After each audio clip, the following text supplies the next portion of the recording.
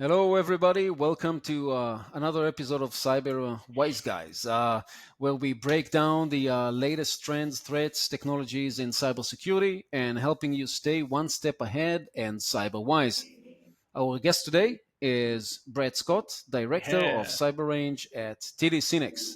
How are you doing, Brett? I am doing amazing, sir. It is always a pleasure to be with you guys. You're some of my favorite people in cybersecurity. All Thank right. you. Thank you very much.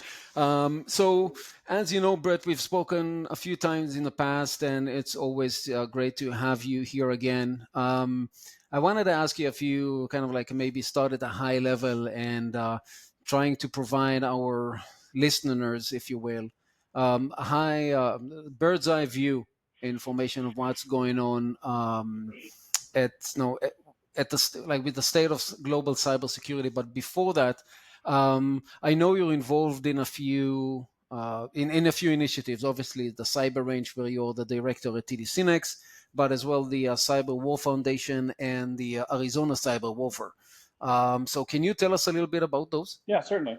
So the National Cyber Warfare Foundation and the Arizona Cyber Warfare Range were founded in 2012, and at the time we were the second oldest cyber range in the country, the second official. Okay. And since that time, the original cyber range, the Michigan cyber range, went under. So we are the oldest cyber range in the country, operating in 6 different states. And we have about an active pool of about 400 volunteers that are actively involved in helping people learn cybersecurity. It's a very unique thing in that it's not just a place where people learn from a curriculum or a book or some professor. It's a place where you are networking with other cybersecurity people. People are both students and teachers, and the net result is you come out of not only with the top tier of knowledge in cybersecurity, but you also have lots of friends in cybersecurity. And the net result is we are having a dramatic impact, a positive impact in cybersecurity in the United States primarily, but obviously in U.S. allied countries as well. Gotcha. So you said that you started second, but I guess that now you're second to none, right? You're first in. Well, thank you. I might actually steal that from you, Bart. Thank you. Can you tell us a little bit about the cyber range over at TD SYNNEX and maybe how partners can and customers, I would say, can take advantage of it? Absolutely. So the TD SYNNEX Cyber Range is a foundation cyber range. It is the only commercial cyber range in operation. All the other ranges are volunteer ranges. The difference being is that the TD SYNNEX Cyber Range is focused on business outcomes. So what we do is we don't sell anything at all. There's no slide deck where we're like, hey, you should buy this thing. It's cool. What we do is we give people experiences. Those Hmm. experiences come in the form of a combination of one percenters in cybersecurity and a multi-million dollar facility showing from 80 different vendors that are out there in a separate network environment where everything is real. So if you want to experience a real cyber attack, you're experiencing a real cyber attack.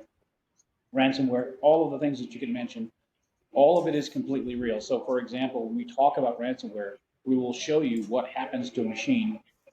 It'll be your machine, by the way, and it gets destroyed. Normally, you say, "Okay, that's a terrible end to my day." We say, "Hey, easy enough. We'll fix you right up, and we'll re-image those systems, bring you back to life. We'll put some security controls in place, and then say, okay, now that we'll launch those same attacks again, but now you can see what these security controls are doing for you, how they report what's happening to Yeah. them, and the net result is it's all real, and that's what the one thing that people don't do. A lot of reasons for it, but we play with dangerous weapons all the time. That's why it's called a cyber warfare range, right?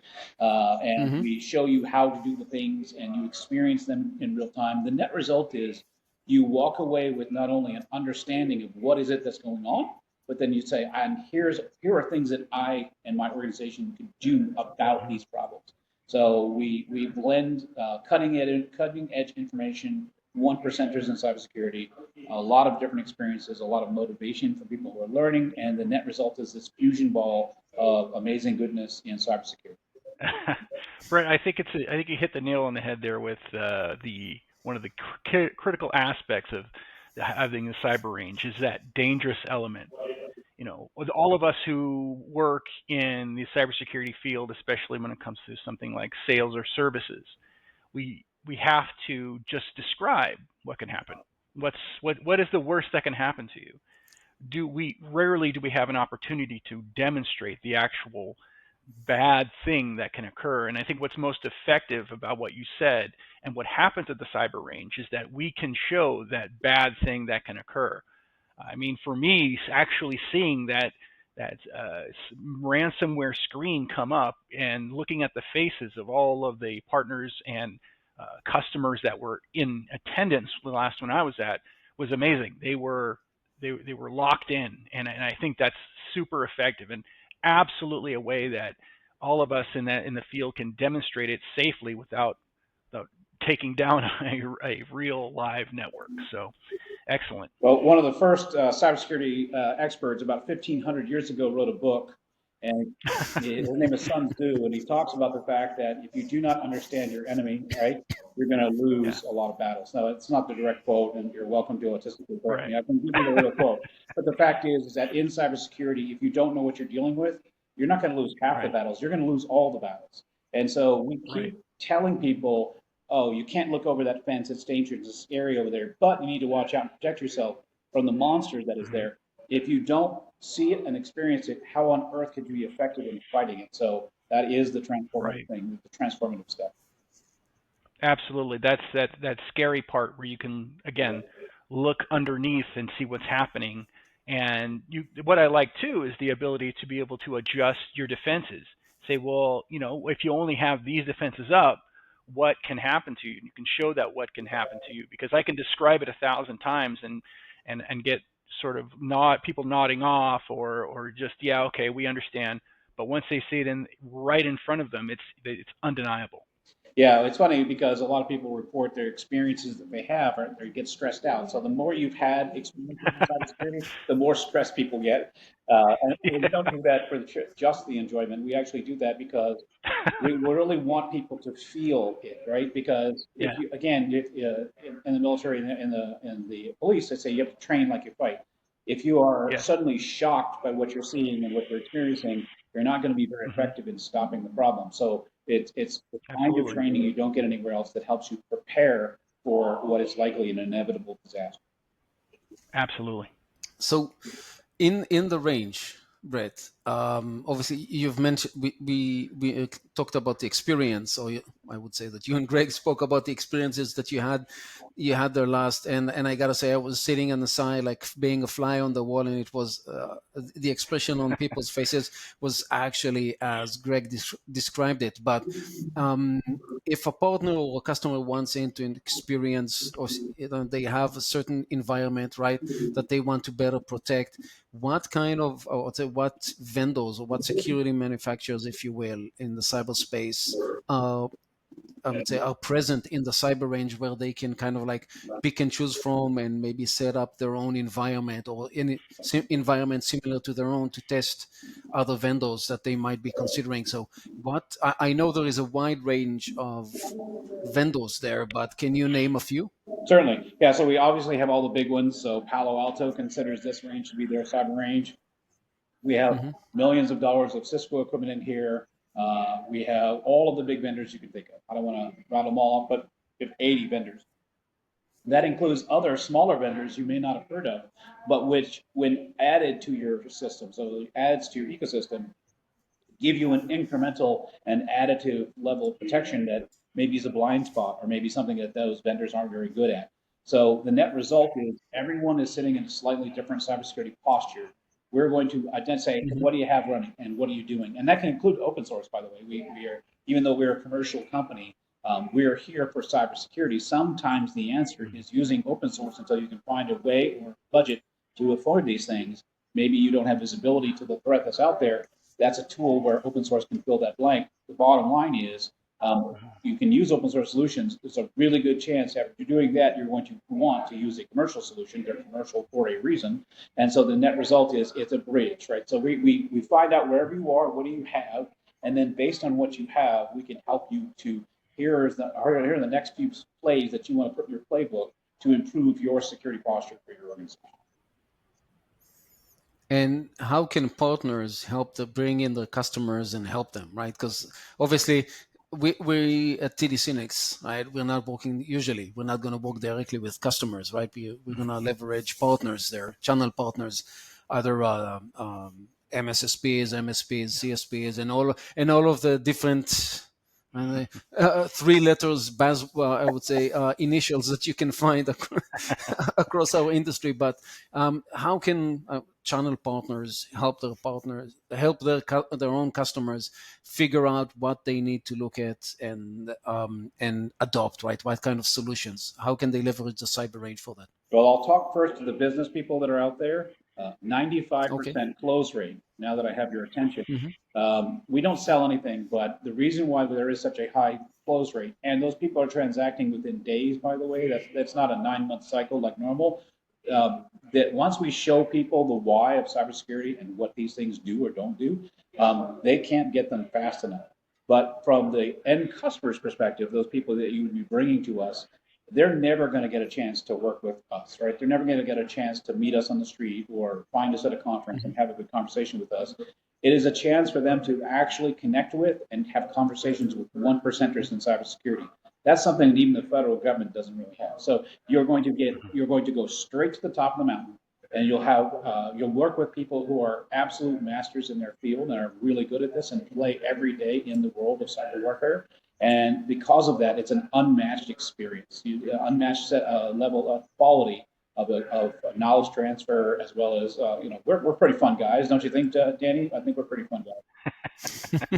So, Well, I hate to burst your bubble, but I think that after this episode that we're recording today, and after the Microsoft event that we held at the Cyber Range a couple of weeks ago, you are going to be a rock star, and everybody's going to stop you on the street and ask you questions. that's So fine.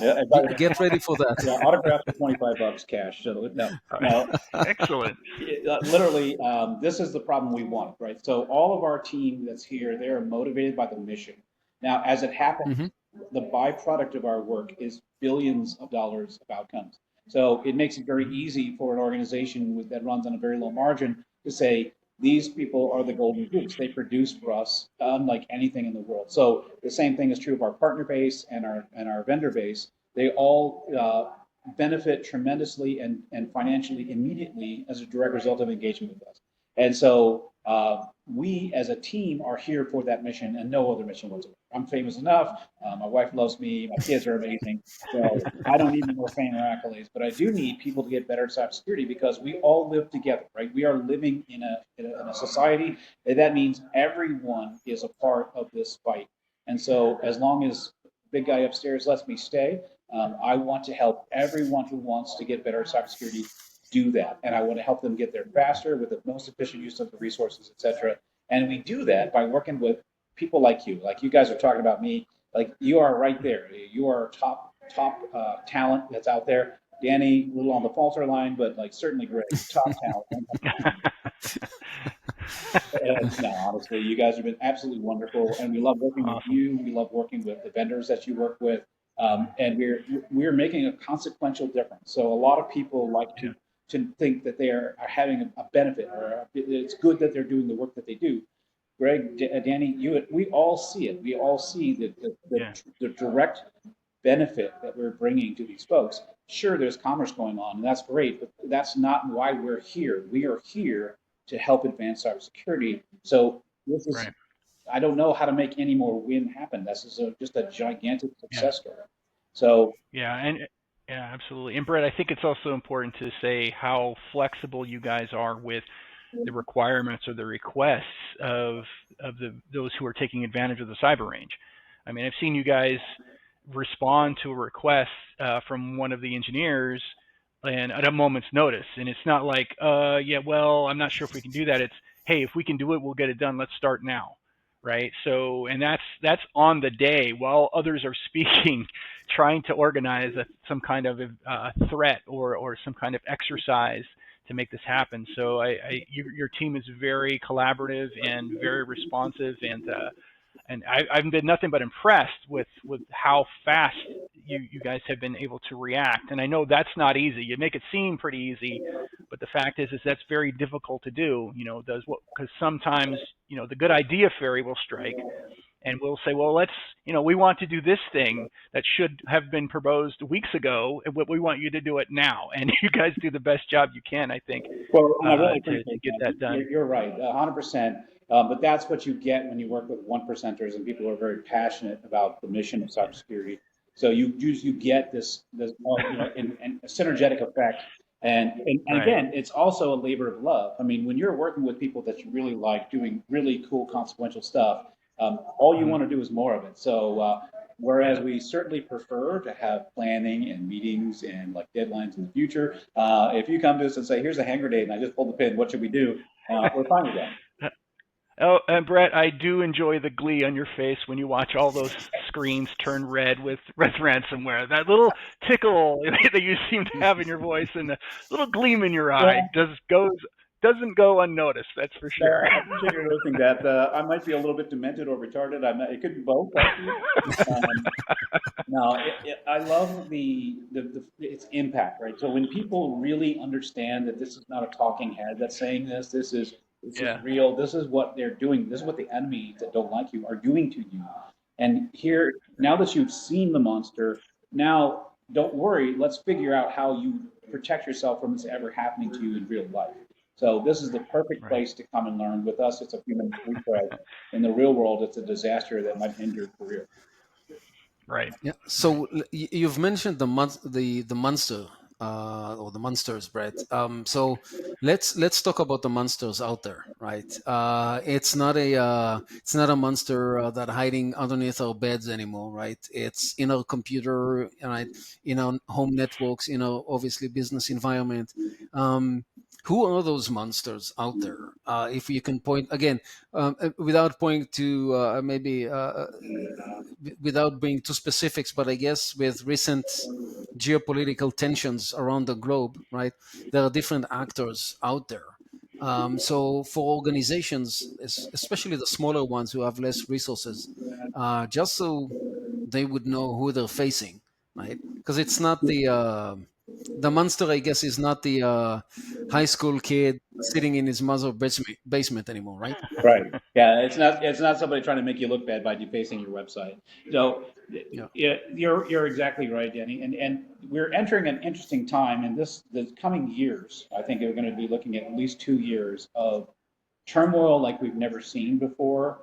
And it starts with one simple piece of wisdom. Your enemy never attacks you when they think you're strong, right? Like that's Mhm. that's just bad for business.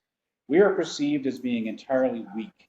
And it's very interesting to see how even an election changes the trajectory of a country. So I had been Yeah. monitoring, the foundation does a lot of intelligence, and we had been monitoring all kinds of bad guys, those the people we're about to talk about here, and they were all planning on giving us a really hard winter, right? They were planning on giving us a really bad time. And they 100% based on the outcome of the last election said, wait, hold up. Okay, we got to change our strategy here. So that Mhm. is a good sign. But what they did was they said, hold up. They didn't say we can't do it. They just really had to change their strategy. So we are going to start seeing a percolation and then a torrent of unrest, both in the physical space, but also in the cyberspace. I can tell you that I'm literally looking at one of our attack maps, which is a real-time attack map of what's going on around the world, and it's absolutely going crazy in all the ways that we historically know to be. This is preparation for a massive cyber attack. So we are seeing an awful lot of energy being put into changing how they're going to do it, but they're still going to do it. So who are these people? So Russia has sworn that they'd get us back for all the support that we've been giving to Ukraine, right? There are a lot of Mhm. jihadis in all around the world, but largely in the Middle East, that are very upset at the United States support for Israel. Turns out that it's okay to be on the side that doesn't like to watch other countries be murdered by people coming in on gliders. So again, it's the strength to stand up to these existential threats that create enemies, right? And those enemies, they want to Mhm. lash out at us. So all of them are tending to collaborate. So that's Iran, that's Turkey, that's Mhm. you got China, you got North Korea is their barking dog. You have Russia. Those are some of the biggest players that are out there, and then in orbit around them, there are all of these smaller players that all want to, please senpai or please dad, please think of us and support us and do more with us. And so all of them are on a mission to attack Western interests and our way of life. And so, like it or not, you might say, well, why do we fight them? Well, they're fighting you. If you're not fighting them, you just get your butt kicked. So they have chosen to fight us. We have to now choose to defend ourselves so that we don't end up on the losing side of this fight. So the motivations are many, but largely most people in cybersecurity have had to face financial threats. So this is some organization, they're trying to get money for themselves, and it's like, okay, it's a nuisance. You write them a check, and lesson learned. In cyber warfare, the opponent doesn't want your money; they want you gone. And so we are going to change. It's pivoting. The world is pivoting to this. The threat doesn't want your cash; they want you to be eliminated from the planet. And so we've not really faced a threat like that directly at scale before. There are certainly examples of that. I mean, Yeah. ask Saudi Aramco what Iran did to all of their infrastructure. It wiped out 30,000 systems. They had to replace every last one of them. So again, this has existed. There are examples of it. But ultimately, in the end, not only do we have these enemies that are shifting to nation state priorities, which are not financial specifically, and then we have generative AI. So there is a lot of malicious generative AI. In other words, Yeah. unrestricted. And I can say, hey, I want to attack that thing over there. Find out what it is, give me an exploit, and then tell me how to use that exploit. So you're no longer fighting a 400-pound person in a basement. You're fighting whoever doesn't like you and knows how to use Yeah. the malicious GPT, right? And so, Right. because of that, since now everyone who doesn't like you can be an APT level threat, we've not faced that before. We've not faced a world full of demons before, Right. at least not in non-biblical times. So, because of Right. that, like we are now entering a space that is unique, it's different, and it's much more serious than it ever has been. Okay. So that's why I say there will be so much chaos. Is that not everybody's going to be there day one for the fight. And so now the question is, who gets taken out? Who loses their business? Where do they go? What happens next? And then can we put up enough of a defense to where we are still a viable country? We're still a viable whatever hemisphere. And so because of that, it really, playtime is over and we're getting much, much more Right. serious about what's about to be happening in this world. And with all of the tumult and turmoil and unrest and all the things that are there, which will settle out, it will eventually settle out again. We're just entering this storm. So you've mentioned monsters, you've mentioned demons. Let's talk about the angels. And again, I'm not taking any political sides here, right? I am Canadian, I'm not American, so please excuse me for any And for any and biases that you might find in my next question and how I phrase it. But let's talk about the angels, right? We have and I hope they're going to be angels from a cybersecurity standpoint. Because during the election period in the US, I haven't seen any of the candidates even remotely addressing cyber challenges and issues and concerns and right. risks. But if in the past, right, in the when Trump was running, right, and take office, right, was into this topic, right. It seems like CISA are showing concerns of reducing the number of people and resources that are now employed within that organization, given the I would say the Vivek Ramaswamy and Elon Musk coming in to try and reduce the number or the size of the federal government. So, do you think they're going to be angels or more demons, or how do you see this unfolding Yeah, in the coming months? that's a great question. Let me start by saying that neither Greg nor I hold it against you that you're Canadian. So that's one of the we're willing to look past it and just move on. Now, you've made a very astute assessment there, right? So the fact is that most people who are, let's say, above 50, it's a little higher than that, they are immigrants to the world of cybersecurity. The world of cybersecurity didn't Hmm. Right. exist prior, and they had to emigrate to that world. People who are younger than that grew up in a world where cybersecurity was kind of a thing, and so they have a better grip of the tangible realities of it. But a lot of people who are making those policies and decisions are in the above 50 class, and so they're not fully connected to it. And sadly, the people under 50 feel as though it's pointless to even try because everybody's terrible at it, and why try, right? And so we not a great situation. We're not starting this battle with a really great mindset, really great focus. Um, it is what it is. Here's where we are now. Now, what do we do? So the angels come in many different forms. So there's a current director of cybersecurity for the White House. His name is Henry Coker Jr. And he is talking about, and is frequently, he's on YouTube, for example. You want to do some searching. He is aware Yeah, of the I'm fact. sorry to cut you off. You said Henry Kunich Jr.? No, Henry Coker Jr. Not the singer, because honestly, he'd be Well, he would not be a bad yeah, choice. he'd be booking a lot more gigs if he could sing. Like, if he could sing on So, campaign, yeah, I'm just saying. uh, If Henry Coker Jr., if you're listening, there's a great opportunity there, and you should maybe look for some crossover traffic. But no, uh, he'll talk about, and he'll say there are these people in the United States, in Canada, that are not part of the government, but are taking the fight to the enemy on our behalf. And thank you for mhm. doing that, right? So there are these people, call them patriots, call them whatever you want to call them, but there are people who said, I see this monster that's coming at us. No one seems to be doing anything, so I'm going to do something. I'm going to fight Mhm. this guy. So for all of the other people out there that are doing that, bless you, and I love you.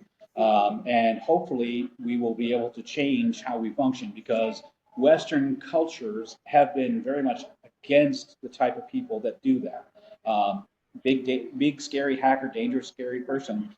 They're trying to put people like us in jail rather than let us go do our job. I don't attack anything in the United States, right? And so Mhm. there are people who will do these things and help us, but we really cannot survive a global conflict based on a couple of really awesome dudes and girls. We need to have a much better strategy. So one thing that I think will happen, we'll see with all of this upheaval, and we'll see how much actual upheaval occurs in the reducing the size of the federal government, because if you want to know what is the loudest screaming ox, try reducing anything in government. They're going to scream like you've not seen. So we'll see if they're effective. But honestly, in the end, I think we will be a better, leaner, and more focused set of countries. I know that the United States is about to enter this. I think Canada is about to enter the same type of phase.